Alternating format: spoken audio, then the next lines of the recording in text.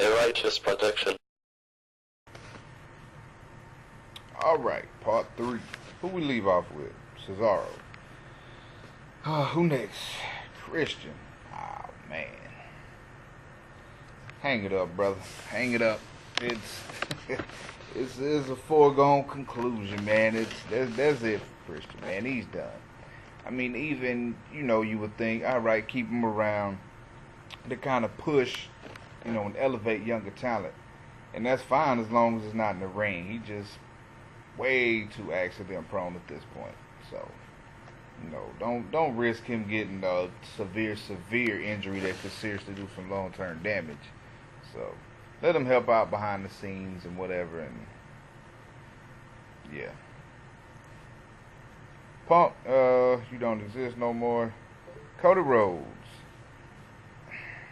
I know a lot of people like him. I never have. I didn't care for him when he came in with Hardcore Holly. I liked Legacy. I liked, the group itself and what it was about, the representation of it. I still didn't like him. Then the dashing and the undashing and the blah blah blah and the this, that, and a lot of people talk about how good he is. I don't see it. I really don't. I just do not see it. His moveset could be a lot better. I believe there's more that he could do. He got some, good little moves in there right now, but I feel like there's much more he could do with his size. He's I think a little more athletic than what you see him do. So I really believe he's capable of more. I'd like to see him do more, but yeah, I've never cared for him. I know everybody wants the brotherhood to split and for them to feud and whatnot. Man, Cody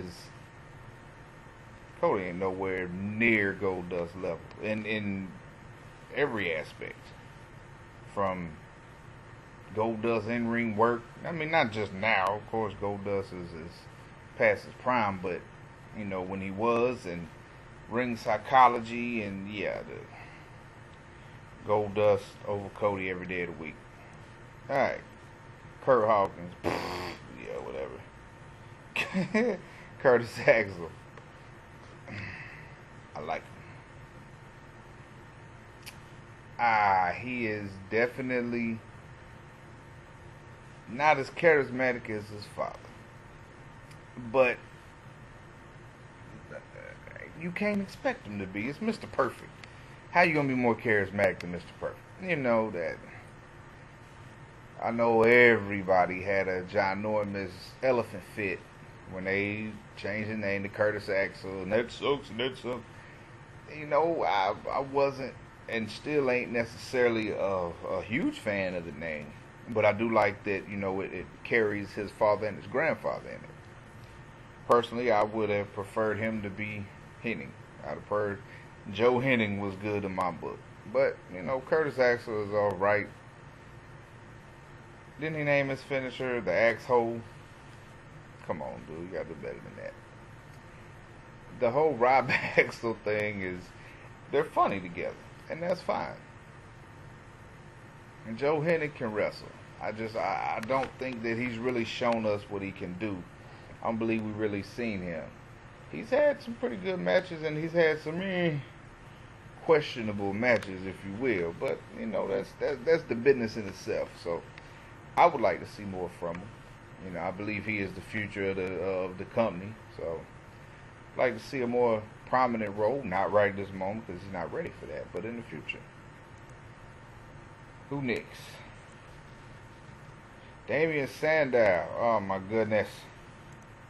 They giving him Charlie Haas treatment, son. It's killing me. He's got everything needed just to be an absolute great heel.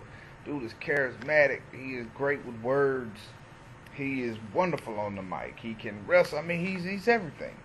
And they giving him this stupid Charlie Haas treatment. Have him dressing up, playing this stupid character and that stupid character, and driving me crazy.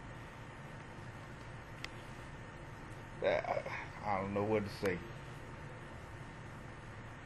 Do something with the man.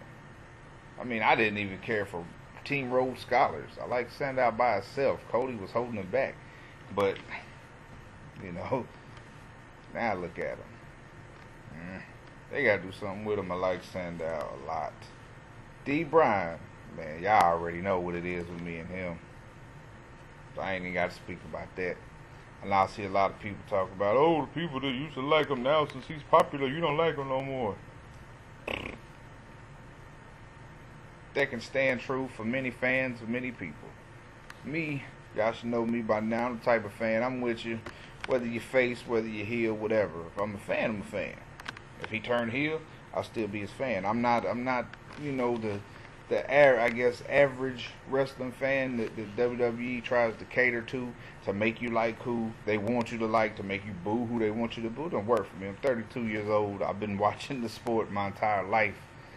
You know, all the men in my family have been watching it since pretty much the beginning of professional wrestling. So I'm a little outside their demographic, I think, because I mean I've never really been. Even when I was little, I liked who I liked. No matter what. There was no, you're supposed to boo for him, you're supposed to cheer for him. I just liked who I liked. And I've always been that way. So, yeah. I do wish they would just kill off this stupid authority. I'm tired of it. It's done. We get it. He's the ultimate underdog. Yes, okay. You know, let's get something new for him. Let him enjoy his title reign. How are you going to, you know, really say, this is our champion? He is the top of the mountain in our company. But every time Daniel strip you of the title, Stephanie's out there and Kane, and come on, let the man be. Let him be WWE World Heavyweight Champion, please. I mean, I know with the neck injury and all of that, but you know, beyond that, let the man be the champion he is. Let him enjoy it. Let him get something, benefit from it. I'm serious. Darren Young. I personally hadn't really seen much of nothing that interests me in Mr. Fred. So, yeah. He's a non-factor in my opinion. David Otunga, man, listen. Somebody like me, come from where I come from, what I came from, people I come from, environment I come from. Man, I know a lot of people probably disagree. David Otunga is a role model. That brother is well educated, in immaculate shape. That's a role model. You know what I'm saying? For these young dudes out here, man. Who in the world tweeting and whatnot, man. That's a role model. That's somebody to look up to. Look, this dude went to college. Not just any college. Look at his physique. He's in excellent shape. Smart, intelligent, educated. That's a role model. Now, is he a great wrestler? No. Not at all. I wouldn't lie to you and say he is. He's not, but he's still a role model because, you know, he's in the public eye. I would love for him to get better and do something in the future, but that probably ain't gonna happen. Who next? Dean Ambrose. Yes, please. You know, everybody loves him. I'm glad to see the flashing elbow. Beyond the Shield. That will be the question. No doubt he can wrestle. There's no doubt he can handle the mic. Which is why, you know, throughout the whole Shield situation, he's had the mic most of the time. He's done a lot of the talking. So, I'm interested to see all three of them fellas after the Shield. I like the Shield. They can keep it around for a little while longer. It's still fine. You know, sometimes it seems like WWE breaks up stuff a little prematurely. Hopefully they don't do that with the Shield. Hopefully they'll keep it. But be interesting to see what Dean does after the Shield. And, you know, something like he was in FCW will be interesting to see. But, yeah, Dean, man, John Moxley gets it done. Absolutely. And the Jawbreaker clothesline, awesome to see that, man. Hope he brings in a few more moves that we all know and love, but just don't get to see on the main screen. Oh, wow, that's 9 minutes. Y'all done ran me over. All right. Part 3 done. Part 4, maybe tomorrow. Keep it real, live righteous.